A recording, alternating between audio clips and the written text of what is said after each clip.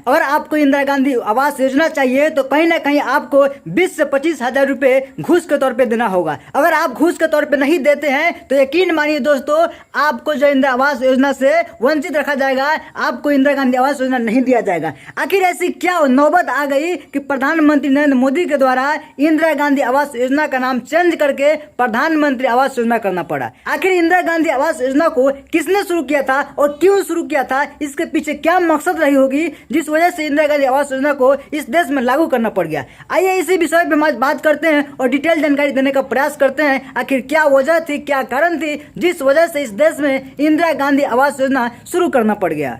आज़ादी के तुरंत बाद जब शरणार्थी अपने देश में आ रहे थे तो उनके रहने के लिए घर नहीं थी, बहुत ही दिक्कत हो रहा था, बहुत ही दिक्कतों का सामना करना पड़ रहा था। इसलिए उस समय के तत्कालीन प्रधानमंत्री पंडित जवाहरलाल नेहरू जी ने लगभग 1960 तक 5 लाख परिवारों को रहने का व्यवस्था किया। और अगर आप देखें तो एक पंचवर्षीय योजना स्टार्ट किया गया 1974 से लेकर के 1979 तक। उस योजना में यह बताया गया कि 67,000 घर जो है निर्माण करा दिया गया है। उस वक्त तक ये योजना तो बस यूं ही चल रहा था शरणार्थियों को जो है घर देने के लिए। लेकिन 1985 में उस समय के तत्कालीन प्रधानमंत्री राजीव गांधी जी थे, उन्होंने एक स्टार्टअप किया जिसका नाम रखा इंदिरा आवास योजना। यानी कि उस समय उन्होंने इंदिरा आवास योजना इसलिए चालू किया ताकि इस देश में SC ST और अल्पसंख्यक समुदाय के जितने भी लोग हैं उनकी आबादी बहुत ज़्यादा है और साथ ही उन लोगों को घर की व्यवस्था नहीं होने की वजह से उनके लिए योजना शुरू किया गया। लेकिन समय के साथ साथ उन्हें यह भी रियलाइज हुआ कि जो लोग BPL कार्डधारी हैं, बिलो पॉवर्टी लाइन से आते हैं, उन लोगों के लिए भी कुछ ना कुछ व्यवस्था होनी चाहिए। तो समय के मांग के साथ साथ उन्होंने ये भी कर दिया कि जो लोग BPL कार्डधारी हैं उन लोगों के लिए भी इंदिरा आवास की योजना की शुरुआत हो गई। लेकिन जैसे प्रधानमंत्री नरेंद्र मोदी जी बने, उन्होंने इसको चेंज करके इंदिरा गांधी आवास योजना से प्रधानमंत्री आवास योजना कर दिया। बीजेपी समर्थक लोग कहते हैं कि हमारे जो प्रधानमंत्री हैं ये यशस्वी प्रधानमंत्री हैं, इसके बावजूद भी आखिर क्या वजह है कि 20 से 25 हजार लोगों को घूस देना पड़ रहा है। इसका जो मेन मकसद है ना, इसका जो मेन कारण है ना दोस्तों, इसको समझिए। आप जब देखते होंगे ना, जब पंचायत स्तर पे जो मुखिया का चुनाव होता है ना, उसमें आपने देखा होगा एक पंचायत का जो मुखिया कैंडिडेट होता है ना, कम से कम 50 लाख से 60 लाख तक खर्चा करता है, जो कि जितना चाहता है। बाकी लोग तो कम में भी नहीं पड़ जाते हैं। अब जरा बताइए, जो व्यक्ति 50 से 60 लाख रुपए खर्चा करता है, जिसका सैलरी 2500 रुपये है, तो वो अगर घूस नहीं लेगा, जनता से नहीं कमाएगा, तो फिर उसका पैसा कैसे निकलेगा।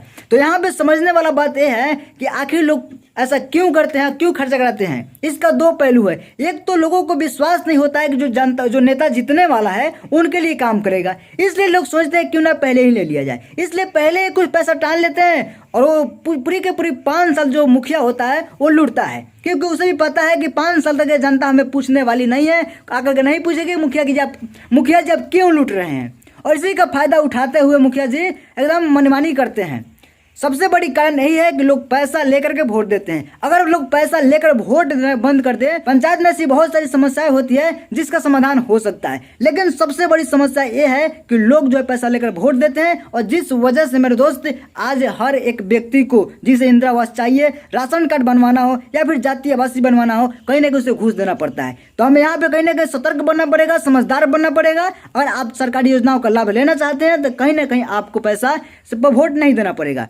आपके मन में कहीं ना कहीं यह भी सवाल चल रहा होगा, आखिर वो कौन लोग हैं जिन्हें इंदिरा आवास मिलना चाहिए, आखिर वो कौन लोग हैं जिन्हें इंदिरा आवास नहीं मिलना चाहिए। तो आपको जानकारी के लिए बता दें, इंदिरा आवास उन्हीं लोगों को मिलता है जो लोग गरीबी रेखा के नीचे आते हैं। अगर आपके पास 3 पहिया मोटर वाहन है या 4 पहिया मोटर वाहन है, या आपके पास ऐसा कोई कृषि यंत्र है जो कि 3 पहिया या 4 पहिया है, तो फिर आपको नहीं मिलेगा। या फिर आपके परिवार में कोई व्यक्ति इनकम टैक्स भरता हो, या फिर कोई व्यक्ति 10,000 का मंथली कमाता हो, तो उन लोगों को इंदिरा आवास मिलना मुश्किल होता है। लेकिन चाहिए तो सबको होता है।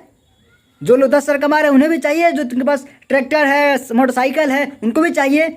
तो ये भी एक बहुत बड़ा मेजर फैक्ट है जिस वजह से लोगों को घूस देना पड़ता है, क्योंकि आप गलत काम कर रहे हैं तो बिना घूस का तो भाई कोई गुजारा नहीं। तो इसलिए जो है यहाँ पे लोगों को 20 से 25 साल देना पड़ता है। और दूसरी नंबर चीज, जो लोग एलिजिबल होते हैं, जिनको मिलना चाहिए, उनको घूस इसलिए देना पड़ता है क्योंकि वोट देने के समय वो पैसा लिए होते हैं।